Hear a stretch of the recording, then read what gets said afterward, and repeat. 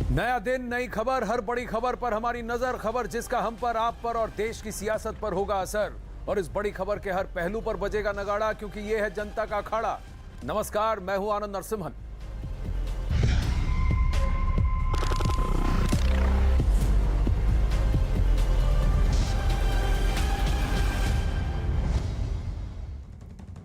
अखाड़ा में आज सबसे पहले कांग्रेस नेता दिग्विजय सिंह के एक विवादास्पद ट्वीट पर बीजेपी हमलावर हो गई है। बीजेपी ने दिग्विजय के ट्वीट को दुर्भाग्यपूर्ण बताते हुए इसे सुर्खियों में रहने के लिए दिया गया बयान बताया है। दिग्विजय सिंह ने महिलाओं पर तालिबान और आरएसएस प्रमुख की सोच की तुलना की थी। बीजेपी ने सवाल पूछा कि क्या कांग्रेस दिग्विजय सिंह के बयान से सहमत है।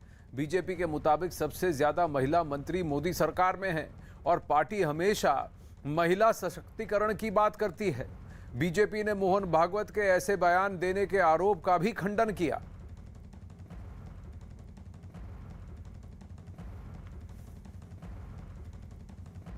ये लोग बेवकूफ़ हैं क्या? ये लोग बेवकूफ़ हैं क्या? आप जो है वो आरएसएस जैसे राष्ट्रवादी संगठन को आप जो है वो किसके साथ मिला रहे हैं? इसको तो कांग्रेस को जवाब देना चाहिए कि कांग्रेस जो है वो इस बात से सहमत है और इस कांग्रेस का ये विचार है क्या?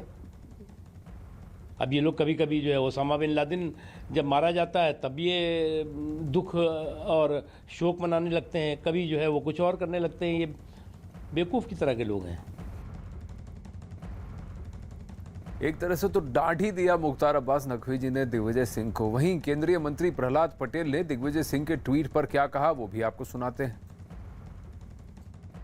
ये दुर्भाग्यपूर्ण है कि दिग्विजय सिंह इतनी जल्दबाजी में रहते हैं विरोध करने की, क्योंकि वो ये भूल जाते हैं कि वो भारतीय संस्कृति का, भारतीय धर्म, हमारे सनातन धर्म का, हमारी मातृशक्ति का, हमारे वो संगठन जो राष्ट्र के लिए जी जान समर्पित करने वाले हैं, उन सब की मर्यादाओं का वो लगातार उल्लंघन करते हैं। शाही शान से झूठ बोलना ये दिग्विजय सिंह की आदत है और इसलिए मुझे लगता है कि कई बार लगता है कि गंभीरता से नहीं लेना चाहिए, लेकिन आज गणेश चतुर्थी है। हम तो ये मानते हैं कि भगवान सबको सद्बुद्धि दे। उसमें जोर देकर कहूँगा कि वो दिग्विजय सिंह को जरूर दे। पर सद्बुद्धि भी तो किसको दे सकते हैं? जो चाहते हैं कि उन्हें सद्बुद्धि मिले, या फिर सद्बुद्धि होने के बावजूद वो ऐसे बयान देते हैं। आइए पूछते हैं, संगीत रागी राजनीतिक विश्लेषक हमारे साथ हैं, बीजेपी प्रवक्ता गुरु प्रकाश पासवान भी हमारे साथ हैं और ऋषि मिश्रा राजनीतिक विश्लेषक भी हमारे साथ हैं। आप सबको नमस्ते। गणेश चतुर्थी के पर्व पर आप सबको शुभकामनाएं। श्री गणेश करते हैं। ऋषि मिश्रा जी बताइए, क्या कह रहे हैं दिग्विजय सिंह? देखिए, दिग्विजय सिंह जी ने जो बयान दिया है, जो मोहन भागवत साहब ने बयान दिया, उस पर आपका क्या कहना है आनंद भाई?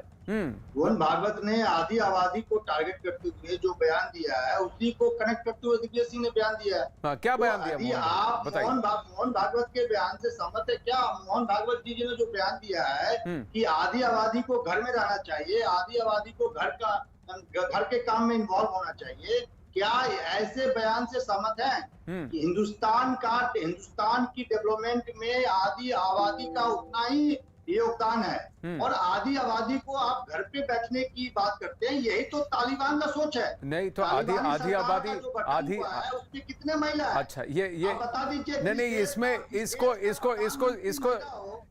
इसको आप समझने के लिए, तोड़ने के लिए, मरोड़ने के लिए कैसे भी कह सकते हैं। संगीत रागी आप बताइए। नहीं, मोहन भागवत जी की जो सोच है, मोहन भागवत जी की जो सोच है वो तालिबानी सोच है। संगीत रागी जी। आनंद भाई यदि 2 सेकंड और देते तो मैं। ऋषि जी मैं अपनी बात कह लूं, आपने अपनी बात कह ली। देखिए, कांग्रेस के जो दिग्विजय सिंह हैं उनकी बातों को हल्के में नहीं लेना चाहिए, क्योंकि कांग्रेस ने हाल ही में एक समिति का गठन किया है जो भारतीय जनता पार्टी की सरकार के खिलाफ जो है वो आंदोलन छेड़ने वाली है। और आंदोलन को सस्टेन करने की ताकत हो कांग्रेस में या नहीं हो, मुझे तो लगता है नहीं है, लेकिन वो प्रचार प्रमुख का जो वो चेयरमैन है उस कमेटी का, वो दिग्विजय सिंह ही है।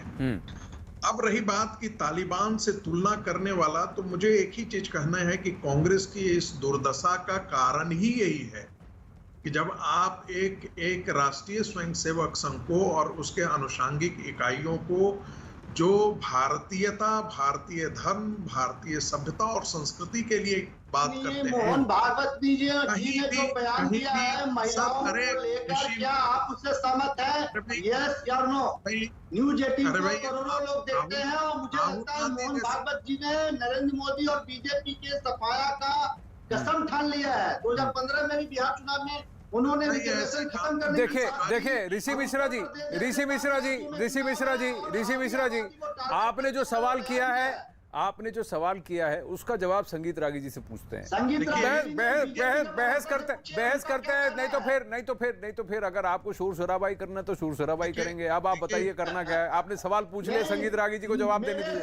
आप संगीत जी को जवाब देने दीजिए। हाँ, देखिए, मोहन भागवत जी के बयान को ये तालिबानी सोच से जोड़ रहे हैं। अब आप उस पर जवाब दीजिए। देखिए, हाँ, मैं बताता हूँ। तालिबान एक इस्लाम की व्याख्या है और उस इस्लाम की व्याख्या के अंतर्गत उस समाज को सरिया के मध्ययुगीन समाज सरिया के अनुसार उसको चलाया जाना है, जिसमें बाकी संप्रदायों और मतों पंथों के लिए कोई जगह नहीं है। यही कारण है कि सियाओं और हजारों पर भी जुल्म होता है। आप दुनिया में आरएसएस के कम से कम 100 से ज्यादा देशों में काम है आज के दिन में भी। आपको कहीं लगता है कहीं भी ऐसा हो कि वहां का व्यक्ति जो है वो किसी बम फोड़ने में संलिप्त है, टेरर में संलिप्त है, दूसरे धर्मों के खिलाफ देखिए, बात आज ही मैं आपको एक बात कहना चाहता हूं संगीत रागी जी। देखिए, सीधी बात मैं आपको पूछ रहा हूं और मैं गुरु प्रकाश पासवान जी को भी पूछता हूं।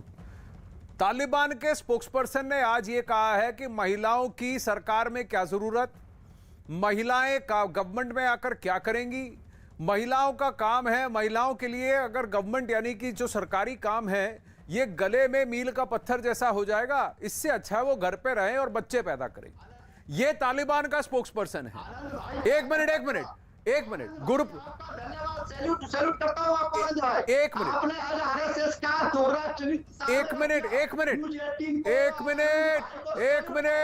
मिनट देखिए ऋषि मिश्रा जी, देखिए लगाम दीजिए, थोड़ा घोड़ा भगाइए मत, रुकिए। अब गुरु प्रकाश पासवान, मोहन भागवत जी का कहना यह है कि इस भारत के 50% को घर पर रहने की जरूरत है, क्योंकि घर में जो कल्चर है, घर के अंदर जो संस्कृति है, घर के अंदर एक अनुशासन है, उसको बैलेंस करने की जरूरत है। समाज में काम दोनों तरफ है। सोसाइटी तभी बनती है क्योंकि घर पे कोई अगर रहे, सिखाए बच्चों को और उनको बढ़ाए, एक कल्चरल प्रोत्साहन दे। उन्होंने कहीं ये नहीं कहा कि ये काम सिर्फ महिलाओं का है।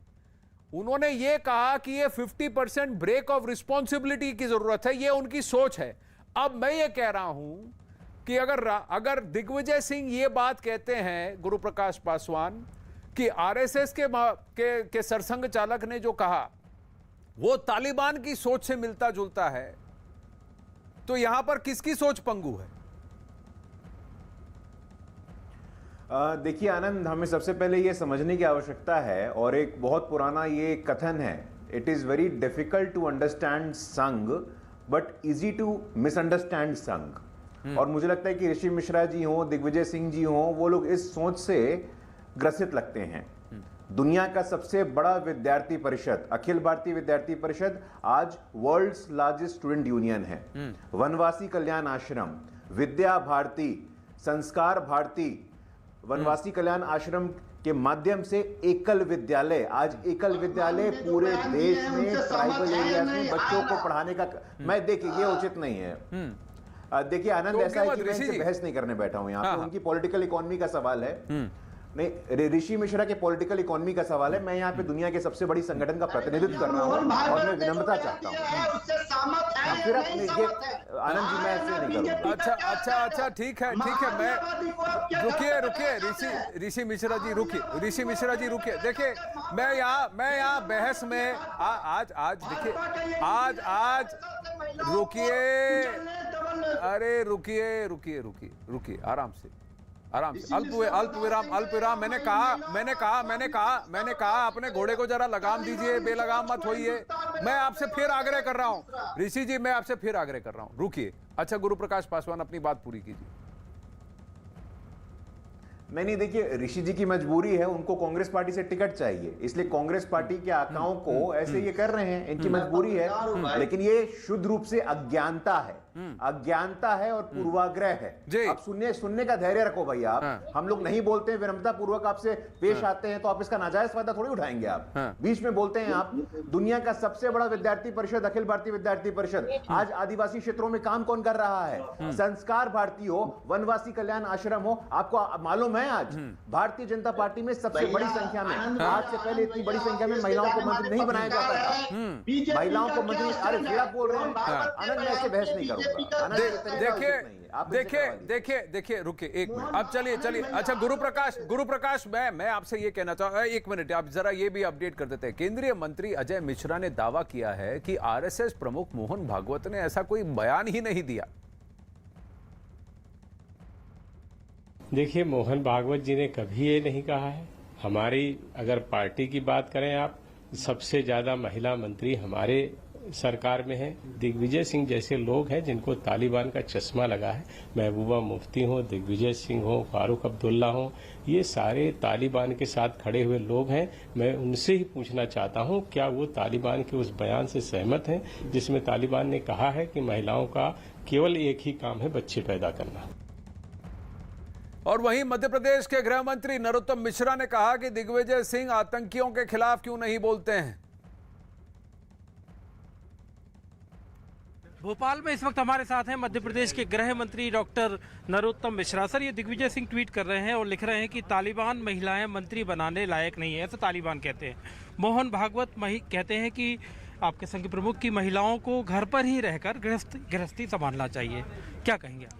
पहले तो आपके संघ प्रमुख नहीं, देश के संघ प्रमुख हैं वो, मेरे नहीं।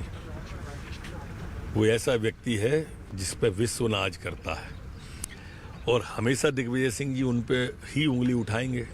कभी आपने सुना कि दिग्विजय सिंह ने ट्वीट रोहिंग्याओं के खिलाफ किया है, आईएसआई के खिलाफ किया है, घुसपैठियों के खिलाफ किया है, खोमैनी के खिलाफ किया है?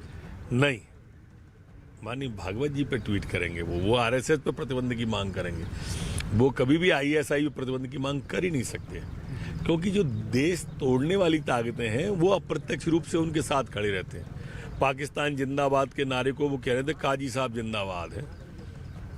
माने इतना भी असत्य बोल सकते हैं वो, और इस स्तर का नेता, अचंभा होता है मुझे तो। हजारों किलोमीटर दूर तालिबान, अफगानिस्तान, भारत में इतनी चर्चा क्यों हो रही है? इसलिए कि दिग्विजय सिंह जैसे लोग हैं जो पाकिस्तान जिंदाबाद का अप्रत्यक्ष समर्थन करके काजी साहब जिंदाबाद कहते हैं। मैंने कहा ना कि जी कभी उनका विरोध ही नहीं करते आतंकवादियों का, रोहिंग्याओं का। तारिक अनवर क्या कहते हैं, आइए सुनते हैं। अरुण सिंह से बात कर रहे हैं।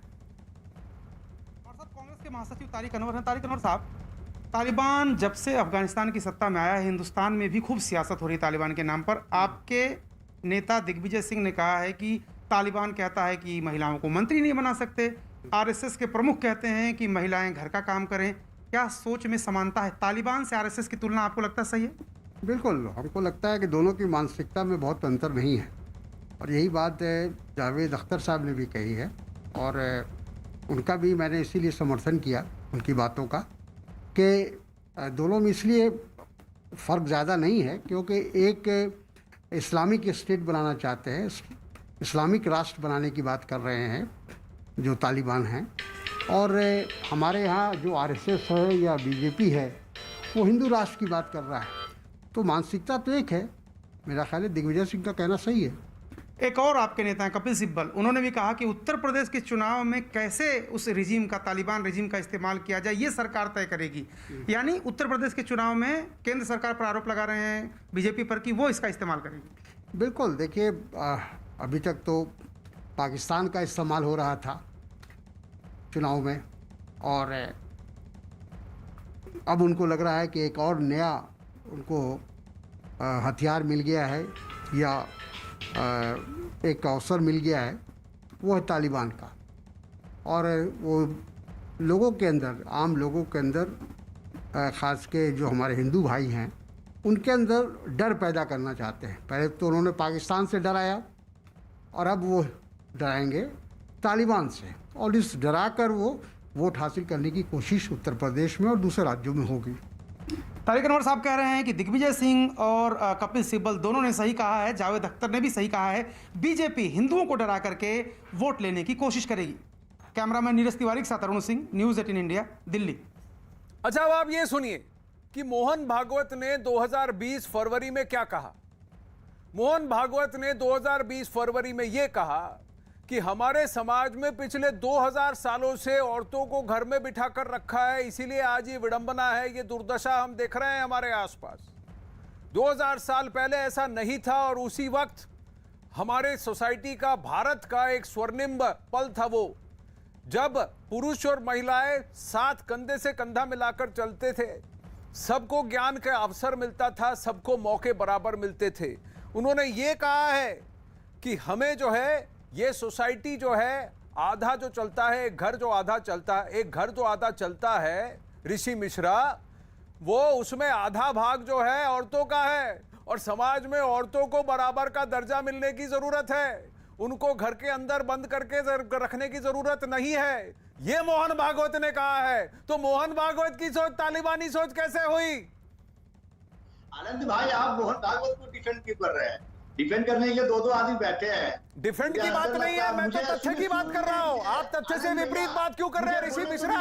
आप बोलिए कि सोच तालिबानी किसकी है? उस व्यक्ति की जो हाफिज सईद को हाफिज सईद साहब कहता है, 26/11 को आरएसएस के सर पर मढ़ने की कोशिश करता है, या वो व्यक्ति वो ये कहता है कि हमारे समाज को जो हमारी रीतियां थी उसको बदलने, कुरीतियां उसको बदलने की जरूरत है, महिलाओं को समाज में वही बराबर का दर्जा देने की जरूरत है। अब बोलिए ऋषि मिश्रा, अब बोलिए ना। अरे बोलिए जल्दी बोलिए। इतनी देर तो बेलगाम दौड़ा रहे थे जुबानी घोड़ा। अब बोलिए, अब सोच किसकी तालिबानी है? मोहन भागवत। आप उस व्यक्ति को, आप क्या दिग्विजय सिंह को मानते हैं? क्या आप ये कह रहे हैं कि दिग्विजय सिंह सही थे?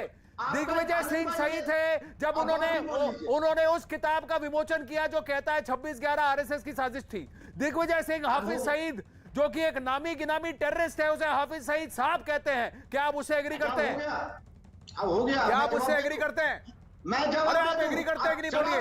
अरे आप एग्री करते हैं कि नहीं बोलिए? अरे आप एग्री करते हैं कि नहीं बोलिए? अरे बोलिए ऋषि मिश्रा, अरे बोलिए ना। अरे आप बोलिए ना। अरे आप दिग्विजय सिंह के साथ खड़े, ऐसे व्यक्ति के साथ खड़े हैं जो हाफिज सईद साहब कहता है। आप ऐसे व्यक्ति के साथ कहते हैं खड़े हैं जो 26/11 में गिरफ्तारी के बावजूद उस किताब का विमोचन करता है जो कहता है कि आरएसएस की साजिश है। आप उस व्यक्ति के सामने कह रहे हैं जो आपको एक हिंदू टेररिस्ट कहता है। हिंदुओं को इस देश में हिंदू टेररिस्ट, भगवा आतंकवाद को हवा देने वाला, इस नैरेटिव को हवा देने वाले व्यक्ति के साथ आप खड़े ऋषि मिश्रा। हिंदुस्तान में आप ऐसे व्यक्ति के साथ खड़े हैं।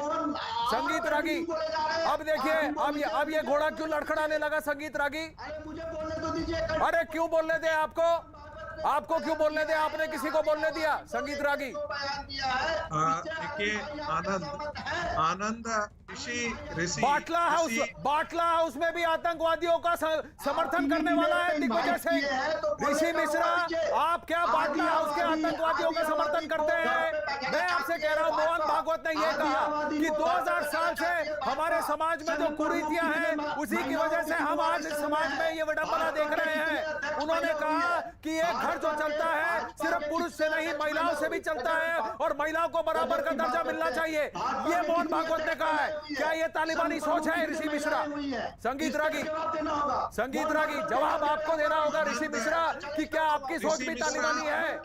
आपका नाम ऋषि मिश्रा है लेकिन सोच क्या आपकी भी तालिबानी है? आप दिग्विजय सिंह के साथ खड़े हैं कि हर भारतवादी के साथ खड़े हैं? आप भारतवादी हैं या तालिबानी सोच रखने वाले हैं? मैं आपसे पूछ रहा हूं ऋषि मिश्रा। संगीत रागी, तथ्य के विपरीत मत घुसिए ऋषि मिश्रा। मैंने कहा था आप अपने घोड़े को लगाम दीजिए, अब बेलगाम मत होइए। मैंने पकड़ लिया आपको। अब आप मुझे बताइए, आप क्या ऐसे व्यक्ति के साथ हैं जो बाटला हाउस के आतंकवादियों के साथ था? आप क्या ऐसे व्यक्ति के साथ हैं जो कि हाफिज सईद को हाफिज सईद साहब कहता है? आप क्या ऐसे व्यक्ति के साथ हैं जो 26/11 को आरएसएस का षड्यंत्र बताता है? बावजूद इसके कि अजमल आमिर कसम गिरफ्तार था, बावजूद इसके कि 6 पाकिस्तानी यहां पर आए थे हमारे देश में, हिंदुओं का गंडा बांधकर, दाढ़ी मूछ छोड़ निकालकर और अपने आप को हिंदू बताकर एक भ्रम फैलाने की कोशिश कर रहे थे। ऐसे व्यक्ति को आप बैक करेंगे? संगीत रागी ऋषि की कभी कभार सर कुछ लोगों को ना ऐसा ही डोज देना पड़ता है जैसे उनकी प्रवृत्ति होती है।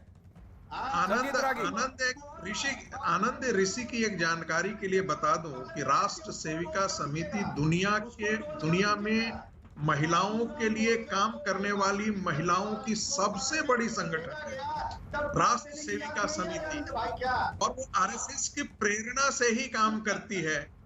दोनों संगठन करते थे, लेकिन आरएसएस की प्रेरणा। चलिए पॉलिटिक्स से थोड़ा हटते हैं। 5वें टेस्ट से जुड़ी एक बहुत बड़ी खबर आ रही है। 5वां और आखिरी टेस्ट जो है वो रद्द हो गया है। भारत और इंग्लैंड के बीच 5वां और आखिरी टेस्ट रद्द हो गया है। भारत ने टेस्ट सीरीज 2-1 से जीत ली है। यह इस वक्त की बड़ी खबर है। CNN न्यूज 18 के हवाले से यह खबर आ रही है कि भारत और इंग्लैंड के बीच का 5वां टेस्ट जो है रद्द हो गया है।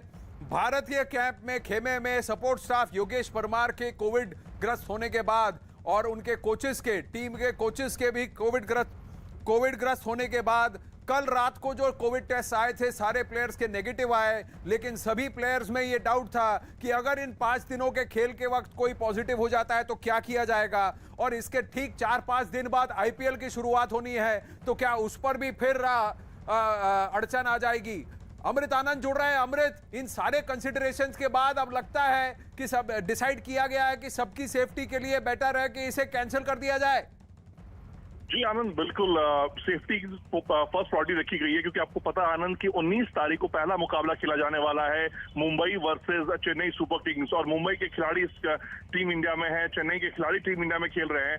तो ऐसे में सेफ्टी के लिए BCCI ने ये कॉल लिया है कि जिस तरह से खिलाड़ी और पूर्व कोचेस निकलते चले आ रहे पॉजिटिव, और रिपोर्ट कभी भी कोई अगर इम्पैक्ट आता है 2 से 3 दिन लगता है उसका रिपोर्ट दोबारा टेस्ट कराकर रिपोर्ट पॉजिटिव अगर खिलाड़ी हो रहे हैं या नहीं हो रहे हैं। तो सेफ्टी के लिए इंग्लैंड बोर्ड ने और BCCI ने दोनों ने ये कुछ देर पहले फैसला लिया कि 5वां टेस्ट मैच रद्द कर दिया जाए, ताकि सेफ्टी और सिक्योरिटी दोनों बनी रहे टीमों के लिए।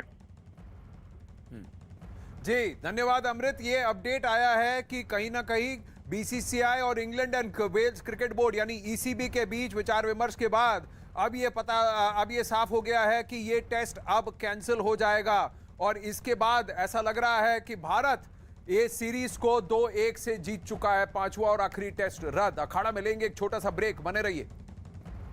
अखाड़ा में आपका एक बार फिर से स्वागत है। अफगानिस्तान से इस वक्त बड़ी खबर आ रही है। वहां पंजशीर से सैकड़ों लोग अपना घर छोड़ने को मजबूर हो गए हैं। इन लोगों ने एक वीडियो जारी कर तालिबानी लड़ाकों पर परेशान करने का आरोप लगाया है। वीडियो के जरिए इन लोगों ने बताया कि तालिबान ने आम लोगों के घरों के दरवाजे तोड़ दिए हैं और उनको मिलिट्री बेस में तब्दील कर दिया है।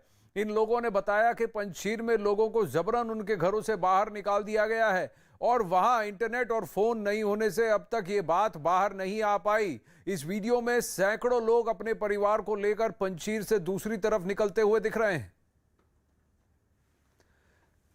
इन तस्वीरों को देखिए। पंजशीर को खाली कर कर वहां से भाग निकलने की फिराक में है। वहां के स्थानीय तालिबान की आक्रामक रवैये और उनकी बर्बरता को बर्दाश्त नहीं कर पा रहे हैं। कह रहे हैं कि हमारे घरों के अंदर घुस गए हैं तालिबानी लड़ाके, दरवाजे तोड़ दिए, उसको मिलिट्री बेस में तब्दील कर दिया, हमें यहां से भागने में, पलायन करने में मजबूर कर दिया। ये हालत कर दी है पंजशीर की। नीरज हमारे साथ हैं। नीरज, इन तस्वीरों को अगर देखा जाए तो पंजशीर के स्थानीय अपने ही देश में, अपने ही घर में उसको छोड़कर भागने पर मजबूर हो गए हैं।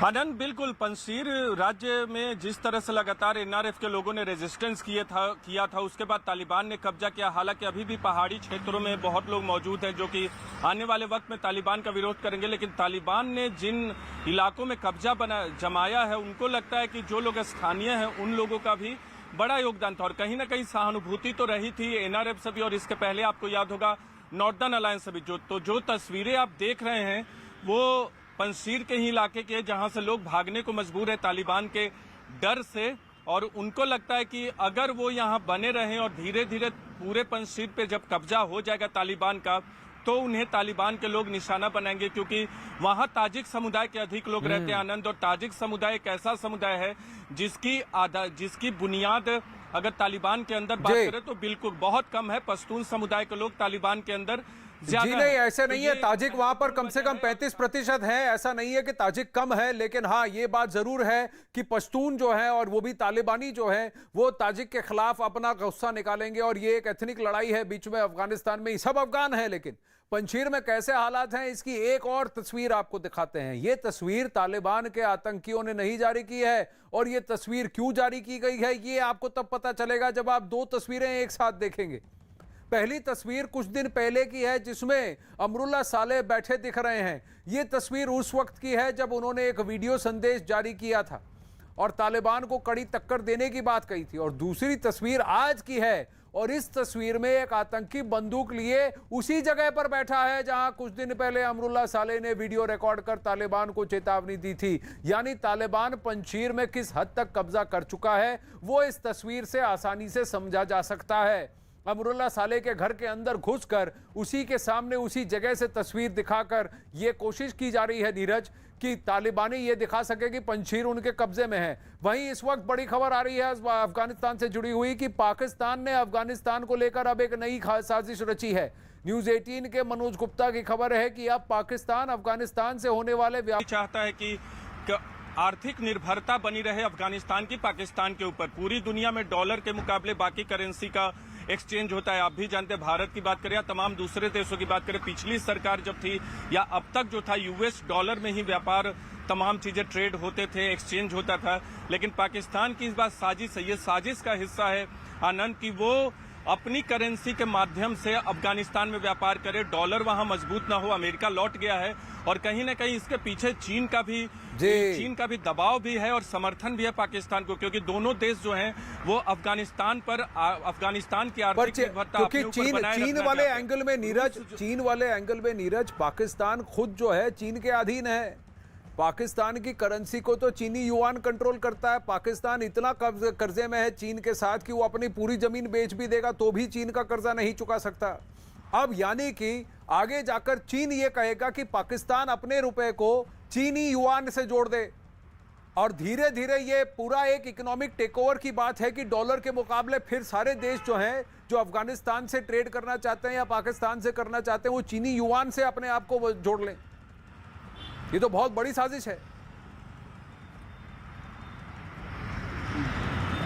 बिल्कुल, और मैंने बताया भी कि पाकिस्तान सीधे तौर पे अपनी करेंसी का इस्तेमाल करेगा अफगानिस्तान में, और दूसरी तरफ चीन का समर्थन है और चीन की जो करेंसी है उसके अधीन पाकिस्तान को कभी भी लाया जा सकता है चीनी सरकार अगर चाहे। और चीन पूरे मामले में, देखिए रूस जो है इस पूरे मामले में बहुत दखल नहीं देगा। कल भी जो ब्रिक्स की बैठक हुई थी, रूसी राष्ट्रपति पुतिन ऐसे एकमात्र राष्ट्रपति थे जिन्होंने कहा कि पाकिस्तानी करेंसी का इस्तेमाल होगा और ये सारा खेल जो है वहां चीन कर रहा है। आप देखिए कितना बड़ा तांडव रच रहा है, यहाँ पर रचा जा रहा है इस रीजन में, और हमारे ठीक बगल में हमारे पड़ोसी मुल्कों में ये काम हो रहा है। अफगानिस्तान में दूसरी बार सरकार बनाने के बावजूद तालिबान का एक खेमा परेशान है। दरअसल इस खेमे को अपने सुप्रीम लीडर हिबतुल्लाह अखुंज़ादा की सलामती का डर सता रहा है, क्योंकि पिछले 6 महीनों से अब तक अखुंज़ादा सामने नहीं आया है।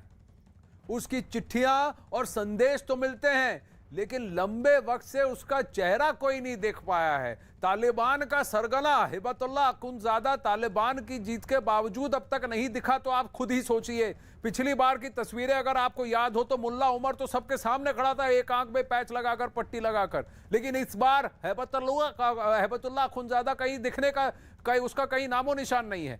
अब ऐसे में तालिबान के उदार गुट को इस बात का डर सता रहा है कि कहीं उनके सुप्रीम लीडर के साथ कोई अनहोनी तो नहीं हो गई, क्योंकि कई जगह ये अटकलें लगी हैं कि अखुंज़ादा तो अब रहे नहीं, सिर्फ उनका चेहरा है, वर्चुअली वो जरूरी है, उनका एक इमेज बना के रखा गया है, लेकिन अखुंज़ादा को पहले ही साफ कर दिया गया है। वो पाकिस्तान में हुआ है या चीन में हुआ है, इस पर भी अटकलें हैं। अब 20 साल की जंग और 18 महीने की कूटनीतिक दावपेच के बाद तालिबान अफगानिस्तान के किंग तो बन गए हैं, लेकिन तालिबान का किंग यानी उनका सुप्रीम लीडर अब तक दुनिया के सामने नहीं आया है। तालिबान सरकार का ऐलान होने के बाद भी उनका सुप्रीम लीडर हिबतुल्लाह अखुंज़ादा गायब है। हालांकि तालिबान की सरकार बनाने के बाद हिबतुल्लाह अखुंज़ादा ने एक बयान जारी किया, वो भी उनकी चिट्ठी थी, उनका वर्ड, उनकी आवाज कहीं नहीं आई। और इस बयान में सभी अंतर्राष्ट्रीय कानूनों, संधियों और संकल्पों का सम्मान करने का दावा तो किया जो इस्लामी कानून के खिलाफ नहीं है। साथ ही शरिया ढांचे के भीतर सभी देशवासियों को धार्मिक और आधुनिक विज्ञान के लिए एक स्वस्थ और सुरक्षित वातावरण मुहैया करने का भी वादा किया। और सभी विदेशी राजनयिकों, दूतावासों, वाणिज्य दूतावासों, मानवीय संगठनों और निवेशकों को अफगानिस्तान में सुरक्षा देने का भी भरोसा दिया। लेकिन बयान एक है, लेकिन काम जो है, कृत्य जो है, वो तो उसके विपरीत ही हो रहे हैं। अफगानिस्तान में तालिबान की सत्ता पर काबिज होने के बाद भी ये बात सभी को हैरान कर रही है कि उनका सुप्रीम लीडर आखिर है कहां। अखुंज़ादा का एक बयान जरूर सामने आया, लेकिन उस बयान पर भी ना तो उसके दस्तखत दिखे और ना ही कोई मुहर नजर आई, जिससे इस बयान पर भी कई सवाल खड़े हो गए हैं। हिबतुल्लाह अखुंज़ादा तालिबान का सुप्रीम लीडर है और यही वजह है कि तालिबान सरकार बनने के बाद भी उसका सामने ना आना अनगिनत सवालों को जन्म देता है। अखुंज़ादा के बारे में तालिबानी प्रवक्ताओं से कई बार सवाल पूछे जा चुके हैं और हर बार उनका जवाब यही होता है कि वो जल्द ही सामने आएंगे, अभी आएंगे। पर हिबतुल्लाह अखुंज़ादा कब आएंगे? ये तो करण अर्जुन जैसा हो गया, 25 साल तक दिखे ही नहीं। तालिबान प्रवक्ता जबीउल्लाह मुजाहिद के मुताबिक हिबतुल्लाह अखुंज़ादा कंदहार में है और वो शुरू से ही कंदहार में ही रहा है, पर दिखा क्यों नहीं? जबीउल्लाह मुजाहिद ने कहा कि वो बहुत जल्द दुनिया के सामने आएगा। उधर इस तरह के भी कयास लगाए जा रहे हैं कि कहीं अखुंज़ादा आईएसआई के कब्जे में तो नहीं, पाकिस्तान में किसी जेल के अंदर तो नहीं सड़ रहा। चर्चा इस बात की भी है कि आईएसआई ने अखुंज़ादा को अपने सेफ हाउस में रखा है, जबकि कुछ लोग उसके बीमार होने की भी बात कर रहे हैं। अब वहीं अफगानिस्तान में तालिबान के सत्ता संभलते ही सरेआम अत्याचार की तमाम तस्वीरें सामने आ रही हैं। देश और दुनिया तक उनकी असलियत सामने नहीं आए, इसके लिए तालिबान ने पत्रकारों को निशाना बनाया है, पकड़ कर पीट रहे हैं उनको। पत्रकारों को पीटने के अलावा प्रदर्शनकारी महिलाओं पर भी जुल्म जारी है। प्रदर्शनकारी महिलाओं के इस तेवर से तालिबान लड़ाके हैरत में है। तालिबान के खौफ के बीच प्रदर्शनकारी तमाम डर को पीछे छोड़कर आगे बढ़ते हुए दिखे। प्रदर्शन में शामिल महिलाएं और दूसरे लोग नारे लगाते सुनाई पड़े, जिसमें अल्लाह के अलावा और किसी से नहीं डरने की मुनादी भी थी।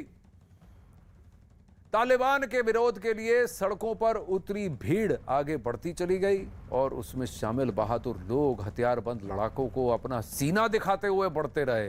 ये जोश, ये दम चाहिए। 20 साल में यही तो परिवर्तन है। मैं आपको बताना चाहूंगा कि अफगानिस्तान का एवरेज एज अभी 20 साल से कम है, यानी ये जितने लोग पैदा हुए हैं इसमें जो ज्यादातर भीड़ उस वक्त पैदा हुई है जब उनके वहां आजादी का माहौल था। अब तालिबान का जोर जब प्रदर्शनकारियों पर नहीं चला तो उन्होंने इस प्रदर्शन को लोगों तक पहुंचाने वाले पत्रकारों को ही निशाना बनाना शुरू कर दिया। तालिबानी लड़ाकों ने 2 पत्रकारों को जालिम की तरह पीटा। इस पिटाई में दोनों पत्रकारों के शरीर लहूलुहान हो गए। बताया गया है कि इन पत्रकारों को तालिबानी आतंकियों ने हिरासत में ले लिया और बर्बरता की सारी हदें पार कर दी। उनके कपड़े उतरवा दिए, कोड़े बरसाए गए। एक पत्रकार की तो इस तरह पिटाई हुई कि उसके लिए अपने पैरों पर चलना भी मुश्किल हो गया। उसे इलाज के लिए दूसरों की मदद से अस्पताल में ले जाया गया। इस पत्रकार के चेहरे पर भी चोट के निशान दिखे।